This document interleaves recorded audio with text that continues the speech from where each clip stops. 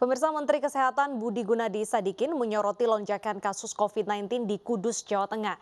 Ia meminta Gubernur Jawa Tengah untuk mendorong bantuan tenaga kesehatan hingga alat kesehatan untuk penanganan COVID-19 di Kudus.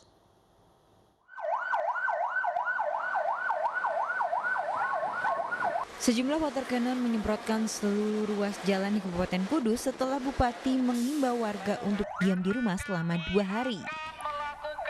Pertokoan pun tutup mengindahkan imbauan Bupati Kudus setelah lonjakan kasus COVID-19 mencapai 1.473.000 jiwa yang terkonfirmasi positif.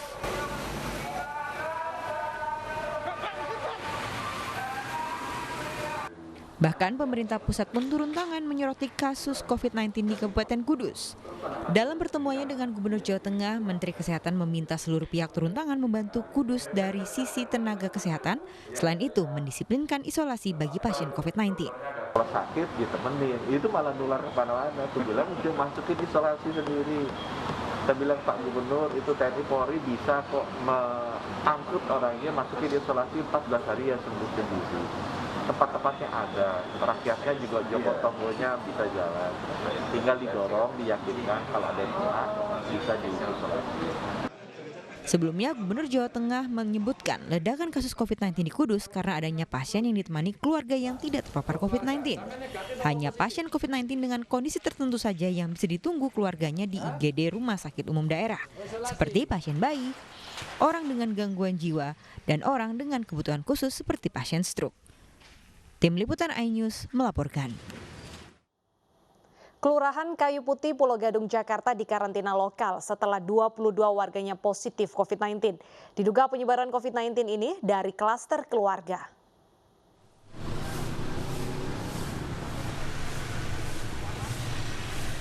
Inilah permukiman warga di Kelurahan Kayu Putih, Pulau Gadung, Jakarta yang tengah menjalani karantina lokal atau mikro lockdown selama 2 pekan.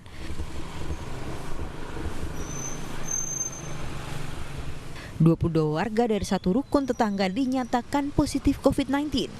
13 diantaranya dirujuk ke Rumah Sakit Wisma Atlet Kemayoran. 3 warga lainnya di Rumah Sakit Haji, sementara 6 orang lainnya diisolasi mandiri di rumah. Tadi malam itu ada 22 warga yang sudah terkonfirmasi positif COVID-19. Jadi 13 diantaranya sudah dirujuk ke Wisma Atlet, 3 orang ke Rumah Sakit Haji, dan 6 orang isoman di rumahnya. Diduga penularan virus COVID-19 dari klaster keluarga. Tim Liputan iNews melaporkan.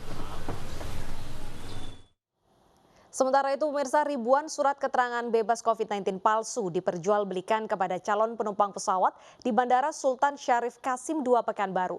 Dalam kasus tersebut, polisi menangkap 1 orang pelaku yang sehari-hari bekerja sebagai calo tiket pesawat.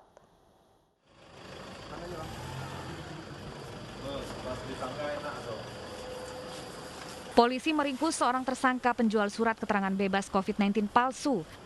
Pria berinisial N ini sehari-hari bekerja sebagai calo tiket pesawat di Bandara Sultan Syarif Qasim II Pekanbaru. Tersangka ditahan setelah polisi menerima laporan adanya surat swab antigen palsu yang digunakan calon penumpang. Surat bebas COVID-19 palsu dijual tersangka seharga Rp50 hingga Rp200.000. Selama 3 bulan beroperasi, tersangka telah menjual sebanyak 1.252 surat antigen palsu. Pihak-pihak yang mengambil keuntungan dengan cara pintas mengeluarkan surat antigen yang kemudian dipergunakan untuk perjalanan menggunakan pesawat terbang. Atas perbuatannya, tersangka diancam hukuman penjara selama 5 tahun. Dari Pekanbaru Riau, Indra Yoserizal, iNews melaporkan.